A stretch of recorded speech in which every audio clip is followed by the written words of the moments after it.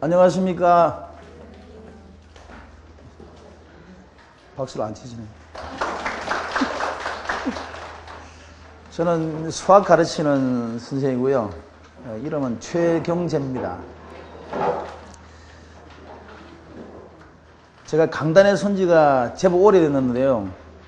제일 불편한 자리가 이 자리예요. 어머님들 모시고 이 설명하는 자리가 좀 불편해요. 좀 어색하기도 하고. 반갑습니다. 지금 제가 소개해드릴 내용은 기백에 대한 내용인데요. 제가 여기에 개설한 강좌가 기하와 벡터입니다.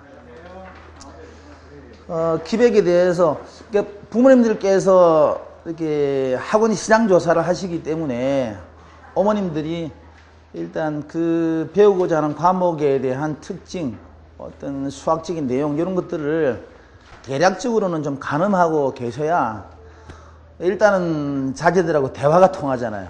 엄마가 그걸 뭐 알아? 이렇게 하면 안 되니까. 기백에서 배우는 내용이 어떠하며 학생들이 또 뭘 또 어려워하고 또 어떻게 배워야 하고 그런 것들을 좀 소개해 드리려고 합니다. 기하 파트는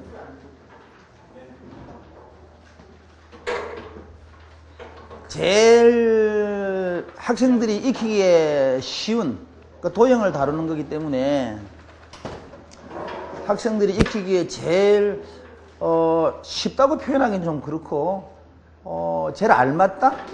라는 표현이 적당하겠네요.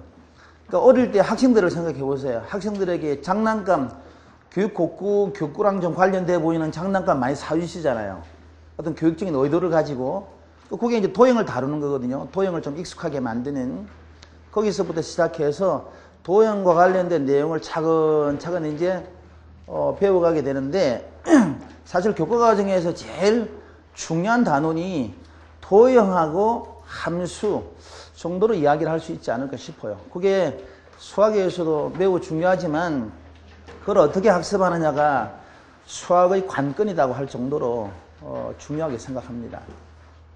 그래서 도형은 어릴 때부터 계속 배워요. 초등학교 때도 배우고 중학교 때도 배우고 중학교 때 배우는 도형은 피타고라스의 정리, 원의 성질, 이러저러한 닮음 관계, 좀 기억이 어렴풋이 나시죠? 그런 것들을 중학교 때 배워요. 그 중학교 때 배우는 기하를 압축해서 간단히 순수기하, 논증기하, 고전기하 이런 식으로 부릅니다. 그러니까 기하 자체의 성질 배우는 거예요.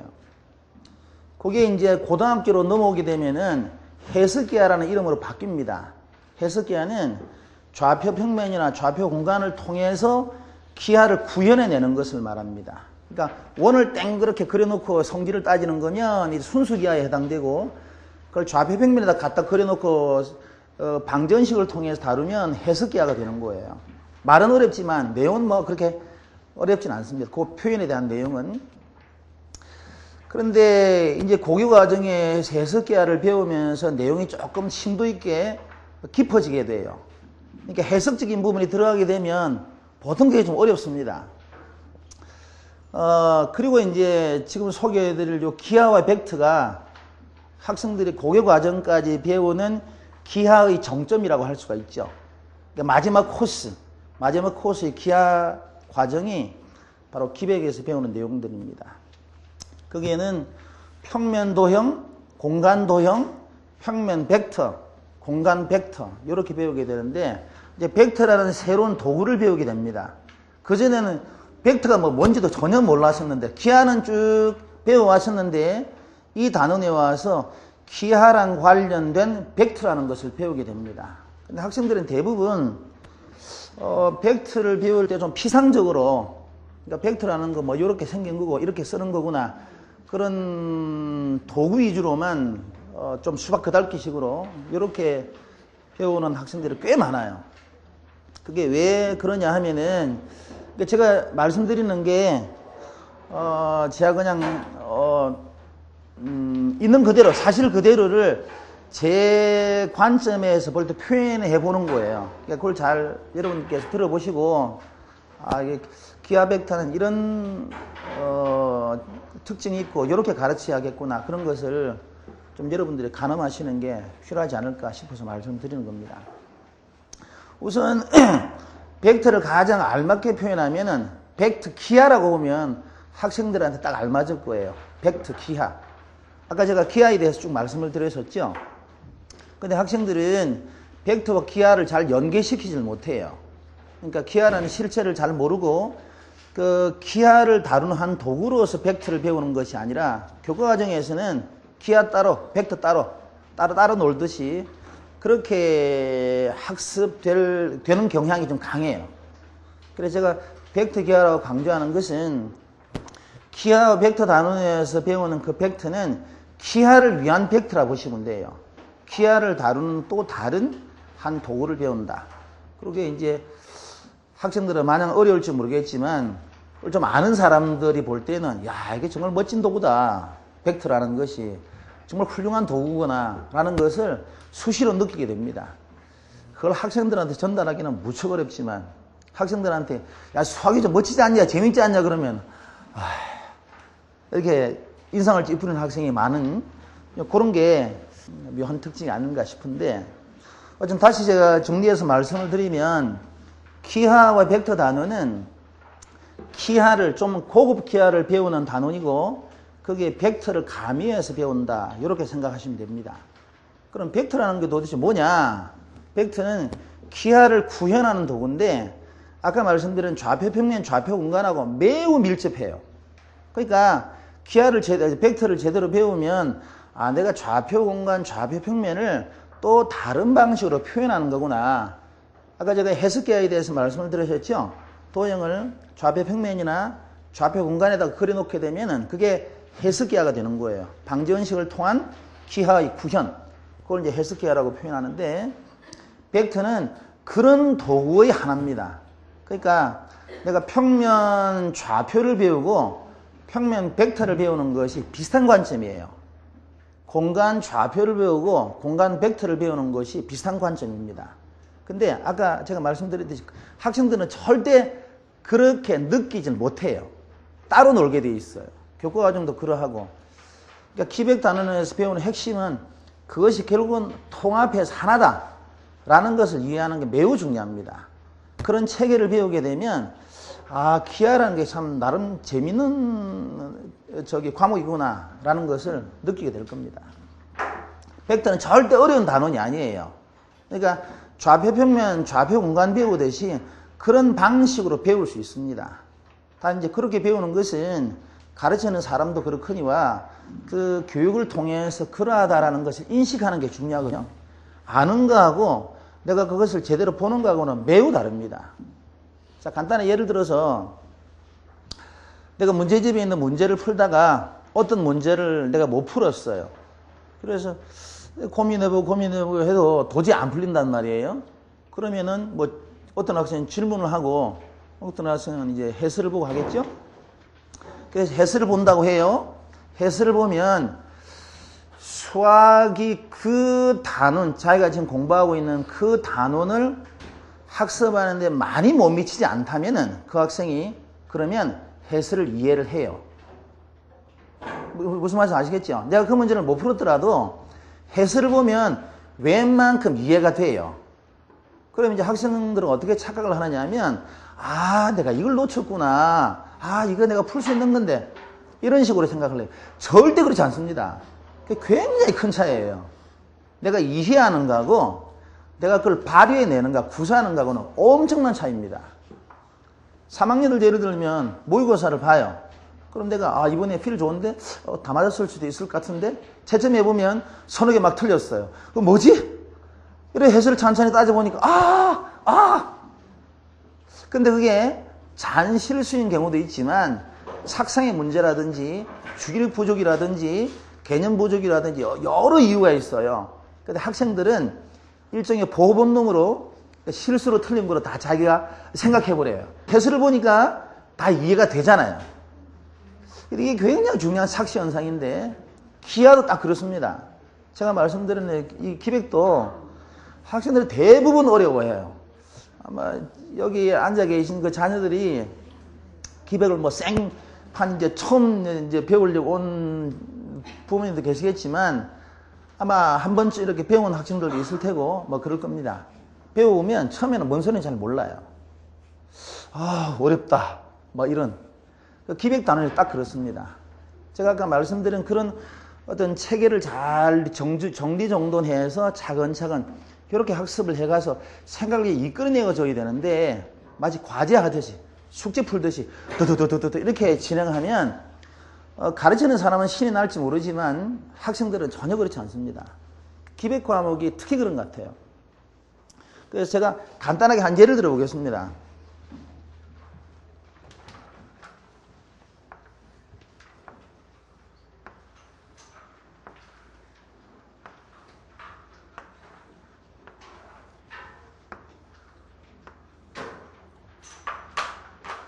제가 그린 게 뭘까요? 교육을 아예 안 받은 사람이면 내가 뭘 묻는지 모를 수도 있어요. 그러니까 여러분들은 교육을 다 받으셨기 때문에 이게 뭔지를 알 수 있어요.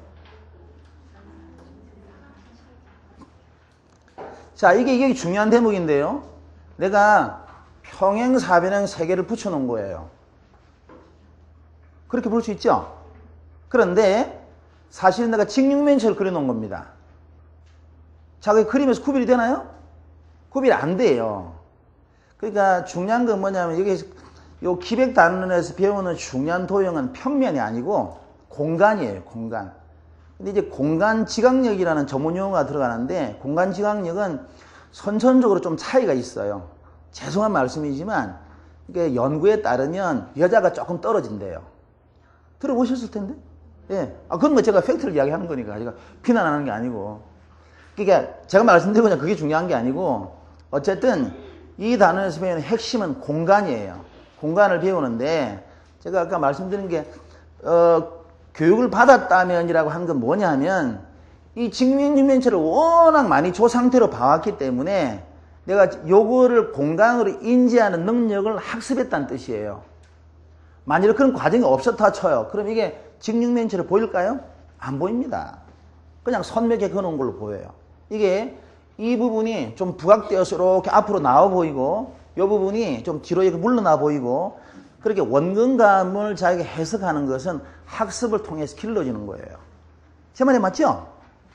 공간에서 배우는 기하가 바로 그런 거예요. 근데 공간 도형을 평면에서만 구현할 수 있습니다. 당연한 거 아니에요? 우리 책에서 보는 것도 평면이요.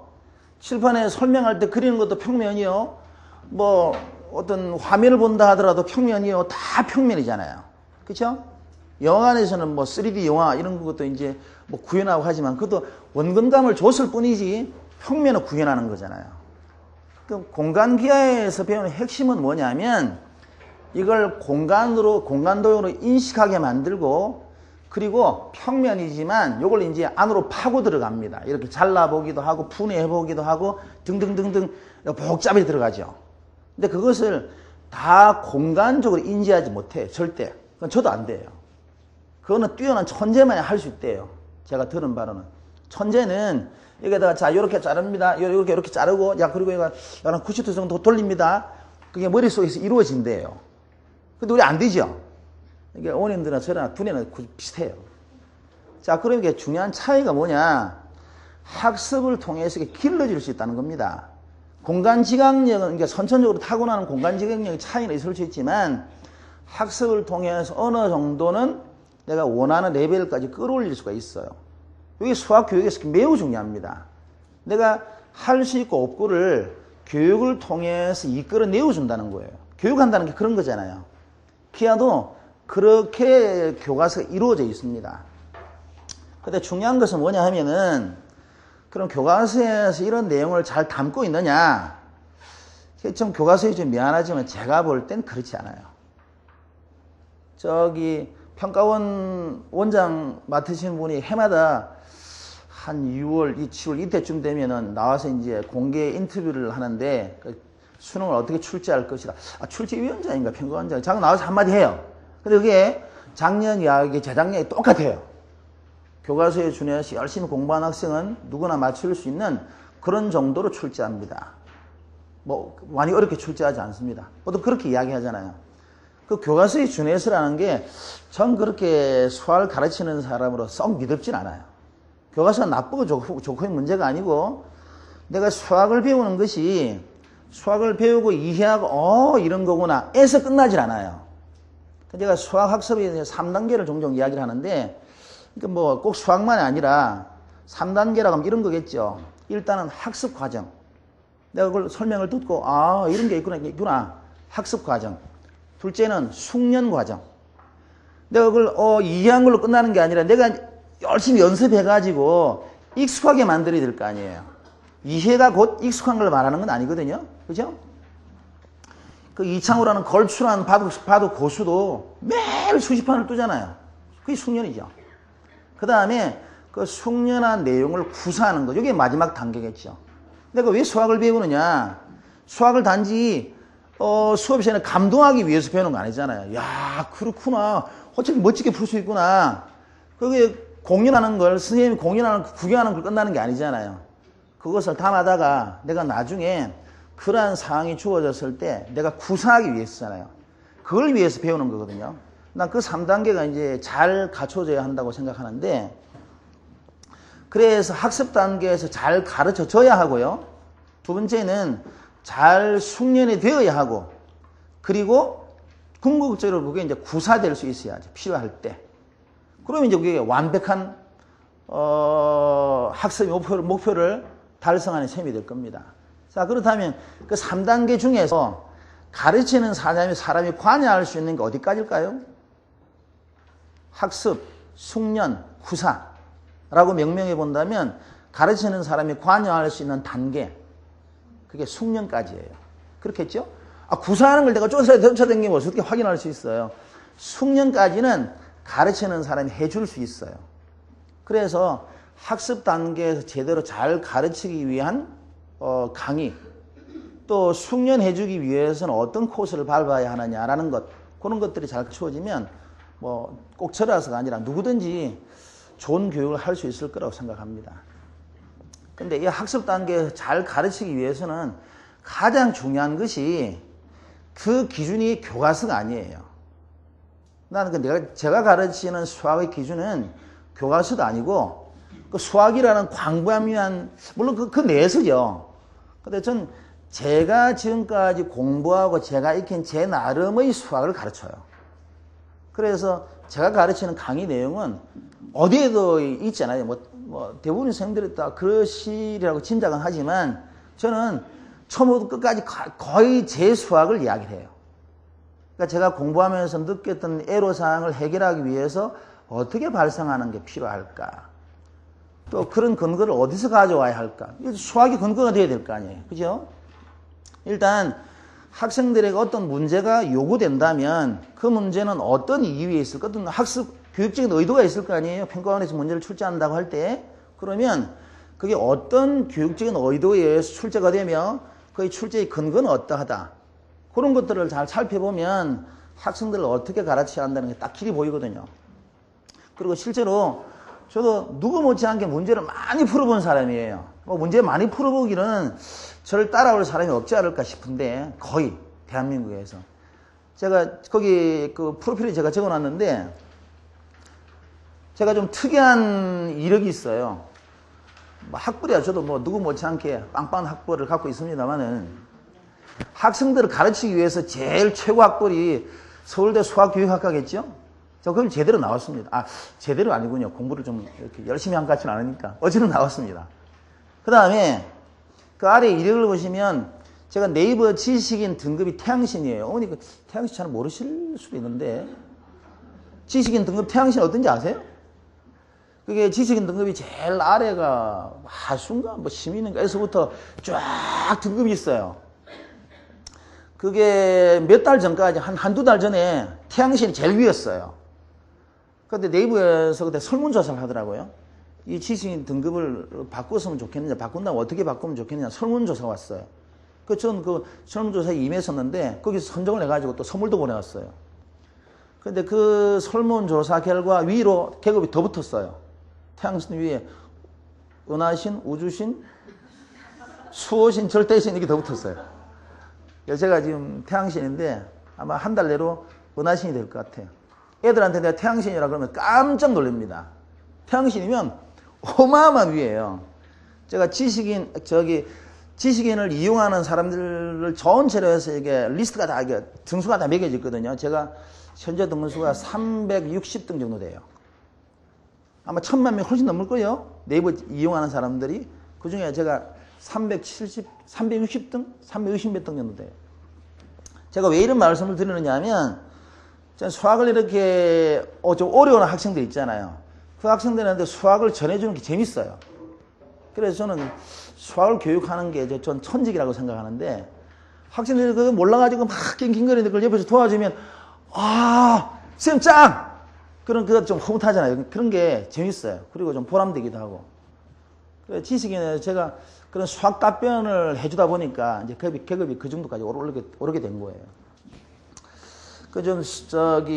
내부에서 수학 카페도 운영하고 있고, 그 카페에 이렇게 설정을 해두면 수학 관련 질문만 카페로 다다다 배달이 되어 와요. 그럼 카페 그 폴더 열어가지고 거기 내가 그냥 답변할 만한 골라서 쭉 답변해 주면 돼요. 그 답변해 주다 보니까 이제 제가 마침 개인 과외 선생님인 것처럼 막 집중적으로 질문하는 학생들이 생겼고, 선생님 이러면서 질문을 보내와요. 그래서 요즘 좀 피곤해지기도 했습니다만, 어쨌든 제가 지금까지 쭉 말씀드린 내용은 가장 핵심은 뭐냐면, 기백을 다른 과목도 마찬가지지만 기백을 잘 배우기 위해서는 그 3단계를 잘 갖추기 위한 교육. 그래서 다시 이야기가 또 거꾸로 돌아갔네요. 잘 학습하기 위해서는 가르치는 사람이 적어도 학생들 눈높이에서 그 내용을 잘 전달할 수 있게끔 자기가 그 수학을 갖추고 있느냐. 이게 제가 무슨 말씀을 드리는 거냐면은, 여러분들은 잘 모르실지 모르겠는데, 수학 가르치는 사람 전체를 놓고 보면 말입니다. 수학을 가르치는 강의 내용을 해설을 통해 참고한 사람도 있어요. 제일 이제 하수겠죠? 초심자들. 그러니까 잘 안 풀리고 하니까 스님들 잘 못 풀어요. 잘 안 풀리고 하니까 해설을 보고 참고를 해요. 그러면, 이렇게 푸는 거구나. 그걸 자기 나름대로 이렇게 해석해가지고 수업하는 거예요. 제일 하수. 거기에서부터 이제 문제를 만드는 사람까지 클래스가 굉장히 다양하게 갖춰져 있습니다.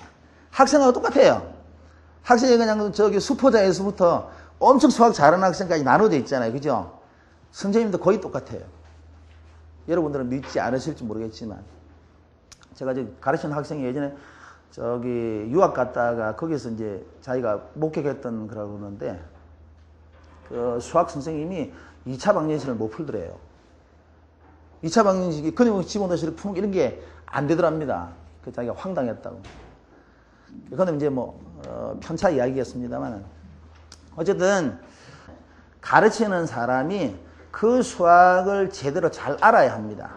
그러니까 교과서가 아니고, 교과서가 수학에서 어떤 부분에서 어떻게 자리매김되어 있고, 학생들에게 이걸 가르치는 이유가 뭐고, 그럼 잘 가르치기 위해서는 어떤 과정을 거쳐야 하고를 잘 아는 사람이 가르치는 것이 제가 볼 땐 최선이에요. 두 번째로, 숙련은, 그거는 이 선생님이 그 숙련할 수 있게 만드는 건 그렇게 어렵지는 않을 것 같아요. 제일 중요한 건 이제 학습 단계라고 보고, 숙련은 이런 거죠.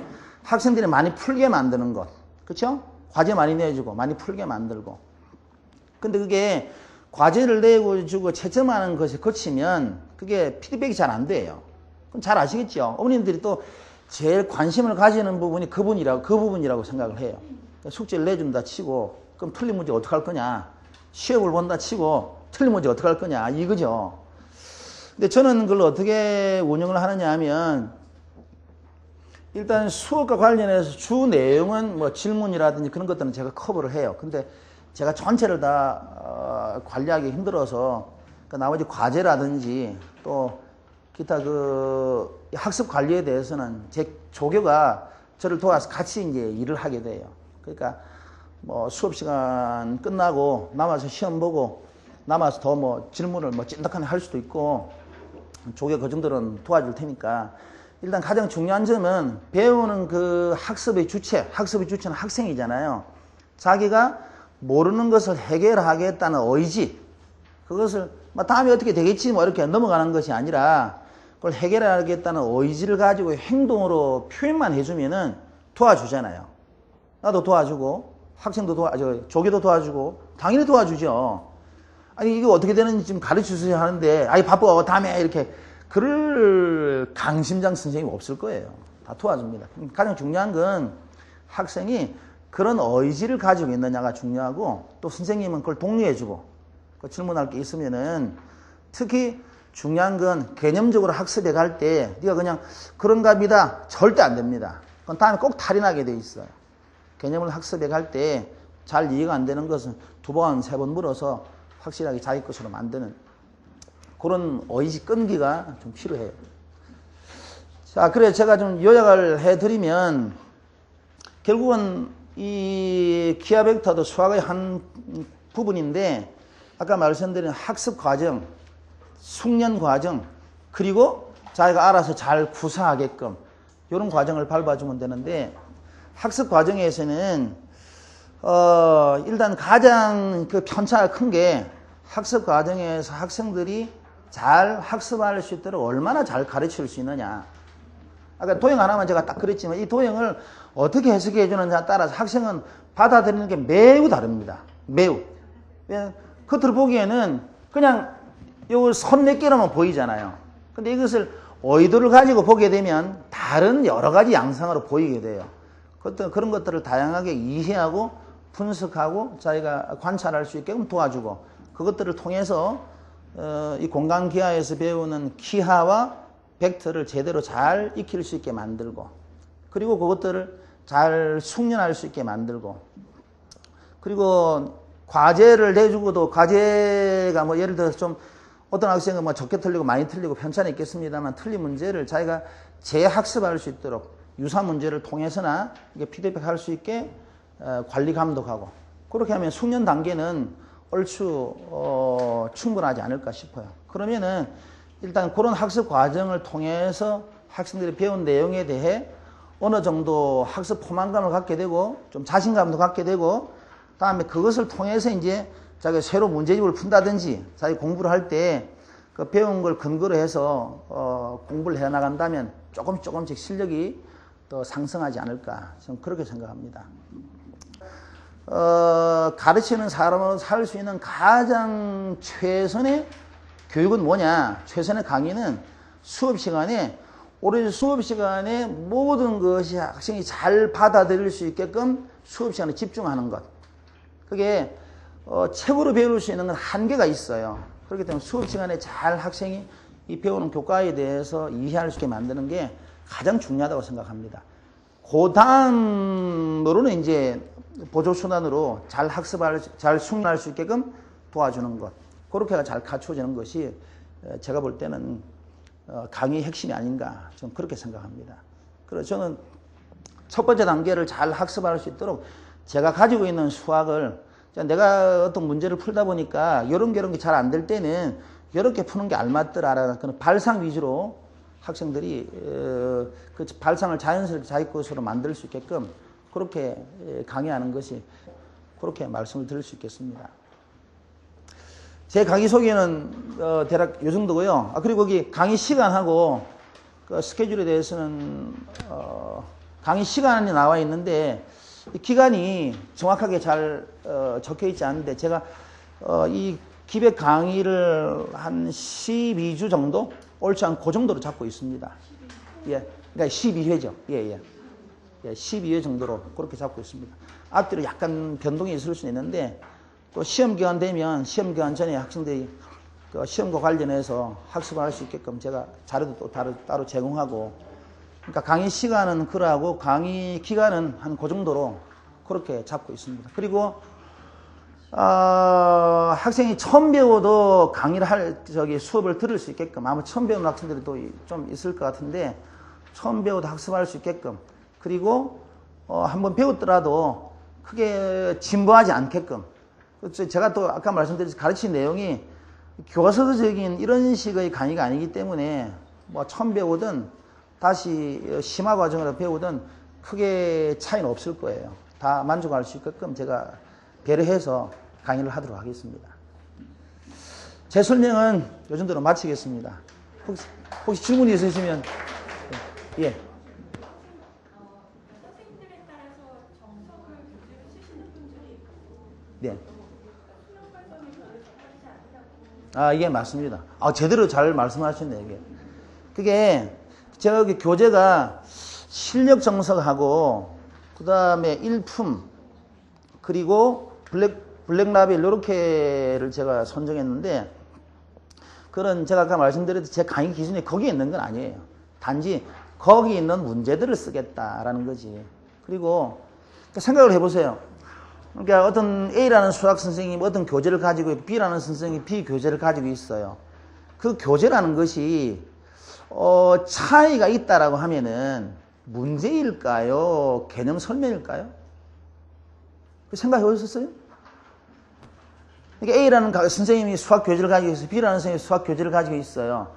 그 교재에서 차별이 되는 것이 A와 B가 차별이 되는 것이 그 개념 쪽일까요? 그 책 내용으로 볼 때 문제일까요? 당연히 문제입니다. 내용은 똑같아요. 거기에는 내용은 하등 다를 게 없어요. 다 그 책이 그 책이에요. 정석에 있는 것과도 비슷하고 그렇게. 그러니까 그 교재가 어떠하다는 건 사실 전 별 의미를 두지 않습니다. 그러니까 제 수업 같은 경우는 수업 시간에 열심히 필기하면 돼요. 열심히 필기해두면 그게 교재가 되는 거예요. 그리고 제 교재는 저한테 배웠던 학생들 표현에 따르면 화해할 때 써먹기 좋대요. 제가 딱 그렇게 강의하거든요. 저는 그걸 실전 수학이라고 하는데 학생들이 잘 구사할 수 있게끔 학습하는 수학. 간단하게 말씀드리면 좀 그렇게 가르쳐요. 그래서 아마 과외할 때 학생들한테 이게 전달하기에 아마 알맞은 그런 교재가 아닐까 싶어요. 제가 생각해도. 그래서 저는 수업 시간에 제 교재를 만들어 쭉 풀어나가요. 그게 단지 책으로 따로 만들어져 있지 않을 뿐입니다. 그런 책은 대한민국에 없어요. 강의하는 선생님이 자기 강의에 맞춰 자기 스타일에 맞춰서 이렇게 그 내용 부분을 집필하진 않아요. 대부분. 다 문제예요, 문제. 그래서 교재는 너무 민감하게 생각하지 않으셔도 돼요. 학생 입장에서는 예. 정석을 그렇게 반복해서 보는 게 좋은 건가요? 그 예수님 숙련 단계를 말하는 거거든요. 그게 어떤 책이든지 자기한테 적당한 난이도면 반복 학습은 효과가 있어요. 너무 반복은 또 의미가 없지만 수학은 기억의 학습이 아니에요. 좀 착각하실 수도 있는데 우리 애는 정석을 3번 봤다. 우리 애는 5번 봤다. 5번 봤는데 어떻게 3번 애보다 못하냐 어쩌고 그런 거 많이 따지시잖아요. 별로 의미 없어요. 횟수는. 그래서 같은 교재라고 하면은 제가 볼 때는 많아도 한 2번? 한 3번 정도까지? 더 이상은 별로 의미 없을 것 같아요. 그럼 이제 기억에 의존하게 돼요. 그래서 저기 재수생들도 수험생들도 기출문제 처음에 막 많이 풀지 말라고 그래요. 왜냐하면 학습의 정점이 기출문제잖아요. 그래 그걸 근거로 해서 대비를 하는 거니까. 그죠? 근데 1학기 때 엄청 많이 돌렸어요. 기출문제 빵빵해요, 제가. 그러면은 기억에 의존해 버려요. 그 다음 공부는 피상적으로 되어버립니다. 발상이 어떻고, 어떻게 고민해야 되고, 처음에 설계 단계는 어떻고, 그것들 기억이 빵빵하게 남아있으니까 그대로 쫓아갈 뿐이에요. 새롭게 공부하는 건 없다는 이야기입니다. 그러니까 그런 것처럼 반복 학습이 굉장히 위력적이긴 한데 수학은 기억의 학문이 아니에요. 가장 중요한 건 새로운 상황에 노출됐을 때 구사하는 게 중요한 거거든요. 수능이 딱 그렇습니다. 수능에서 한 20, 30%의 문제는 새로운 유형이에요. 그리고 신유형이라고 보통 표현하죠. 그것은 그전 학습을 통해서 기출 문제를 통해서 또 시중에 있는 문제를 통해서는 배우지 못합니다. 왜냐하면 출제학을 다 훑어봐요. 출제할 때. 출제인들이 일단 그 훑어보는 게 일이에요. 제가 들은 비하인드 스토리 하나는 작년 영어 문제 됐었죠. 그게 막판에 교정까지 다 본 막판에 그게 시중 문제집이 비슷한 게 하나 탁 걸렸대요. 그래서 그걸 내리고 다른 문제를 얹다 보니까 그런 오류가 일어났지 않냐 그런 이야기도 있어요. 그게 이제 시중에 있는 문제집에서 비슷한 스타일의 문제는 절대 출제하지 못하게 되어 있습니다. 그러니까 신유형이 한 20, 30% 들어가요. 그래서 학생들한테 강조하는 것 중에 하나가 네가 기출 문제를 통해서 그걸 이렇게 보듬고 수험장에 가려고 하면 안 되는 거다. 기량을 기르는 거고 그게 잘 갖춰져서 네가 현장의 세계라는 수학이 한 그 정도 되는 거다. 그래서 수학의 역량을 기르는 게 중요하다고 제가 많이 강조를 하거든요. 그러니까 그렇게 학습하는 것이 중요하다고 생각이 돼요. 제가 강의 설명이 좀 길어진 것 같네요. 여기서 마치게 되겠습니다. 혹시 다른 질문 안 되겠네요. 여기서 마치도록 하겠습니다. 반갑습니다.